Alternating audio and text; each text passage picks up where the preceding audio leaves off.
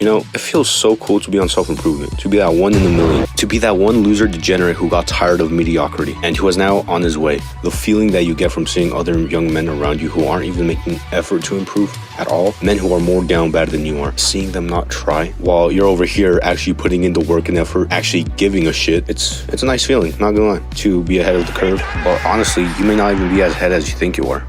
But why is that? Well, with all the influencers here on YouTube and the internet as a whole, it's very likely that you've come across the phrase, "I'm doing this for me, bro," which is such a dangerously stupid mindset to have, not only during your self-improvement journey, but for your entire life. You're focusing way too much on yourself during your self-improvement journey. What? What? Bro, what are you talking about?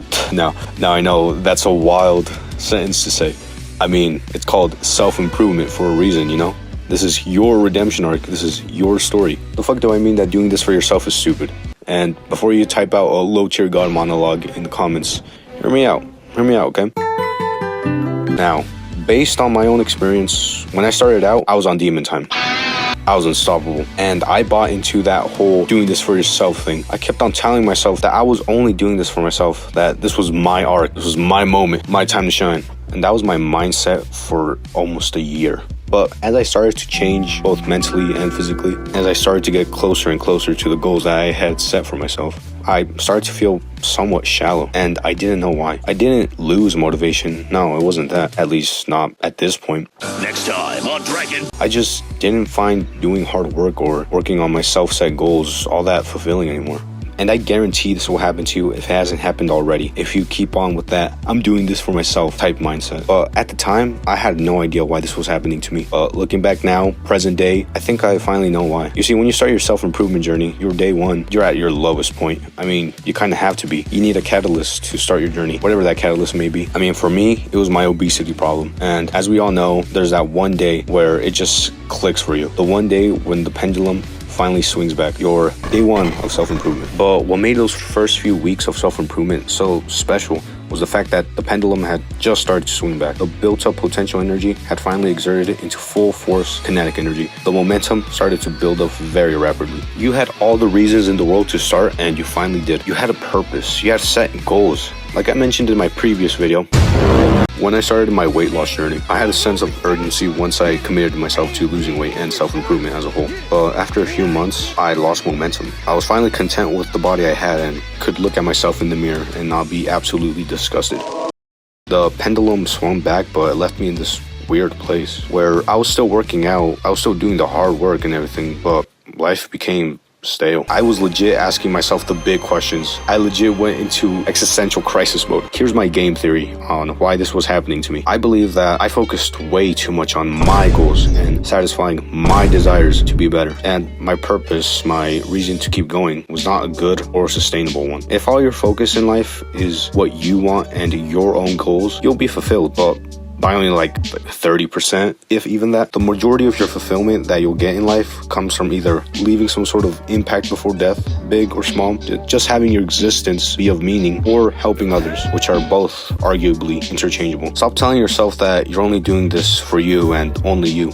Instead, tell yourself that you're fighting for something bigger than you, an external factor that will remain unchanged unless you take action. Because right now, if you set your mind to it, you can settle with yourself. No matter what stage of self-improvement you're on, you can just stop trying. I mean, no one but yourself made you start this journey. No one forced you into this. You yourself chose this path. No one is really holding you accountable. If you were to stop self-improvement today, stop trying, stop putting in the effort, stop working hard every day, the world would just keep on spinning. No one would care. But if you start to prioritize goals that are bigger than you, goals that are outside of your own mind, like becoming an entrepreneur, to earn enough money to retire your parents, a goal that could positively affect someone else based on your willingness to take on action toward said goal, a greater cause, then you'll find unlimited jet fuel to your drive to keep going.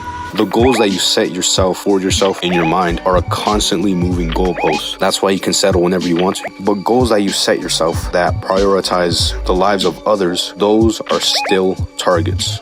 Here, let me put it this way. Okay, so the reason I started my self-improvement journey was for girls. Just straight up. You what? Wait. It was for girls. I was getting desperate, just daydreaming about girls all day, every day. There were other factors like me getting made fun of But I'm telling you, like 80% of the reason that I started my weight loss journey was purely for girls, baddies, babes, goth Latina. Like, I'm not gonna lie, girls were the reason I started. But the reason that I keep going to this day is for my last name, so that I can make all the pain my ancestors went through worth it, so that my family members feel proud to share my last name, so that I can find a beautiful woman, a woman of value to share my last name with, and to shape my children into incredible human beings who will carry on my last name way long after I'm gone. Do this for your future wife, your future kids, your parents who gave up so much to see you surpass them in every aspect that they couldn't. Fight for others. But like everything in life, it's all about balance. Don't disregard your own health. I'm not saying to completely halt your workouts and your online business. Just don't buy into these narcissistic beliefs that you do this all for you. Keep improving yourself for others. You have to help yourself before you can help someone else. Just don't obsess over it to an unhealthy and arrogant degree, as I've seen so many people online do. Yeah, I mean, this is new to me. I don't know what I'm doing. All right, congratulations, you revealed me. I'm supposed to save the world, Peter. Well, there's your problem right there. You can't think about saving the whole world. You have to think about saving one person, Miles. You just think about someone you love.